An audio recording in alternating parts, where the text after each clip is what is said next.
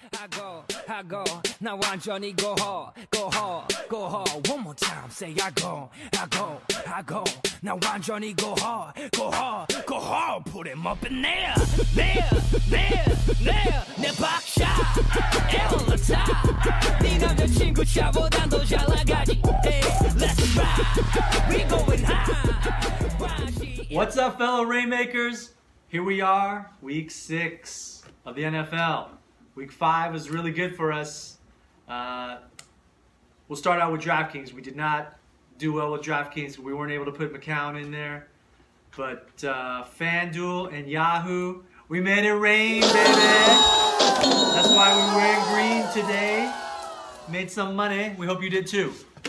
So anyway, thanks for all the comments. New subscribers, welcome. Keep it coming, guys. Keep it coming. Keep subscribing. Keep liking us on Facebook. Follow us on Twitter. I think this, having a dialogue with you guys really helps. Helps us think about our strategy and our lineups, and hopefully it helps you too. So anyway, let's get to it and talk about our outlook for week 6. So for the QBs, we have 3 guys that we're looking at. So we have Ryan Fitzpatrick coming off a bye, going against Washington secondary. Yeah. Okay. Yeah. And we also have Brian Hoyer. Yeah, he did well filling in for Mallet and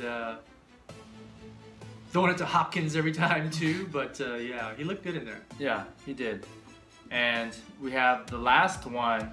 This is going to be a shocker, but you got to look out for Colin Kaepernick this week. I think this week is the week that he blows up, if he ever blows up.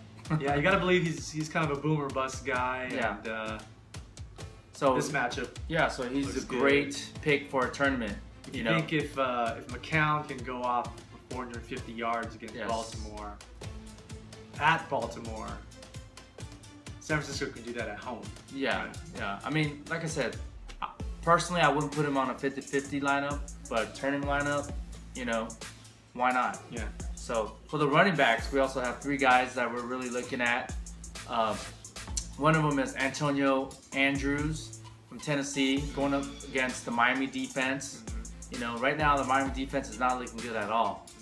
So that's a great pick. Another great pick is Amir Abdullah. We know that so far this year he hasn't really done much, right? But there's a defense that's coming where he can go crazy. Off on them. Yes, and that's the Chicago defense. Okay. All right. Yeah, Jamal Charles would have done a lot more had he not got hurt. Yeah, but sorry for all those Bear fans out there, but this is the week that Amir finally does his thing. And lastly, we have he's not really a sleeper.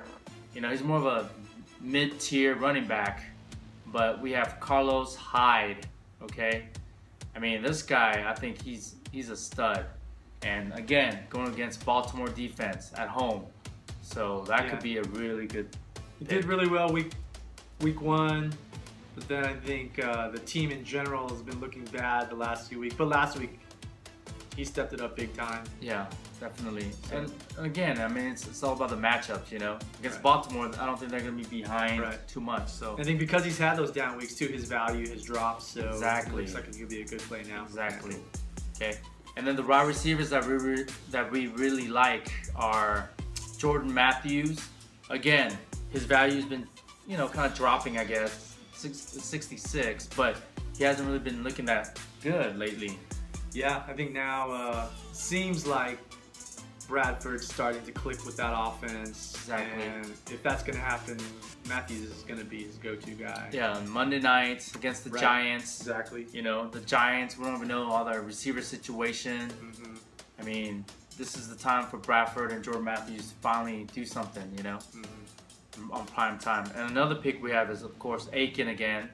Kamar Aiken. We called it last week. Yeah, so he hit his value. He didn't go crazy, but but he was cheap. He got what we wanted him to get. Yeah, he was cheap, and we won our 50-50 with him. Yes. So same thing this week. I mean, he's pretty much the primary target, the #1 guy. 6,000 for a #1 receiver is still pretty cheap. Definitely. And another guy we like, this is the deep sleeper, okay, is Stephon Diggs. Who? Okay. Yeah, like We had to look him up.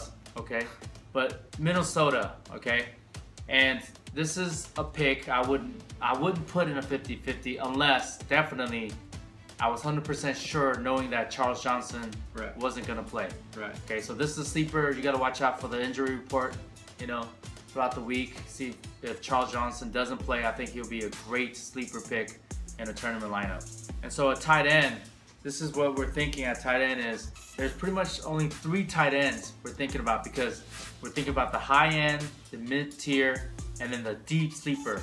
So of course the high end, it's got to be Gronk, right? Even though last week he really didn't hit his value. But this week he's going against the Indianapolis defense. And you remember what he did last year against them? Man, he was like blocking, catching, scoring, doing all crazy things against them.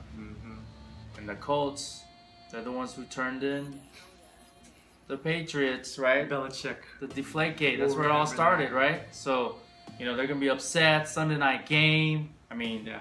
dude. Get a stud that goes on prime time. Yeah. That's key. Odell did it. Lev Bell did it tonight. You just gotta do it. They want to showcase their skills. So. And so the mid-tier guy, and this is, I think, the best value right now, okay? Because Gates just played Monday night game, and he's at 5,500. Because if they adjusted it, he would be at least 64, 65, you know? But right now, he's still stuck at 55 since it was on Monday night. So he's a great value going against Aaron Rodgers in Green Bay, right? Because could be high scoring. Yeah, I mean, they're going to be behind, or it's going to be a shootout. Yeah, so Gates is Rivers' security blanket. Yeah, so. and you saw this past Monday, I mean, he just missed 4 games and he did really well. Yeah. And so a couple tips also on defense. Last week we gave you 3 defenses, right? And 2 of them did really well, and the one that we played, Green Bay, did really, really well, okay? And this week, we feel that there's only one defense that you should play. That is the New York Jets defense. The mean green, right? Yeah. So I think they're going to be all over Cousins, right? Easily. I mean, look at the receivers that they have. They don't have any. Yeah. So think about, you know, what their game plan is going to be. They're just going to blitz Cousins all day long.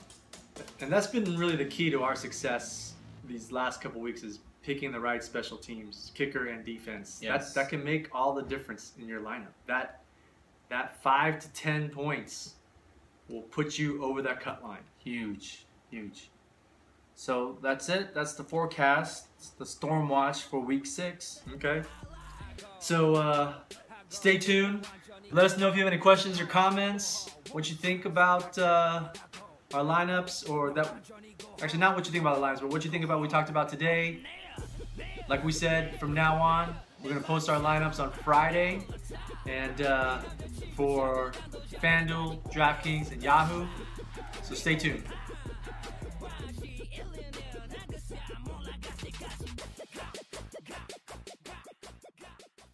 Baby, make it rain.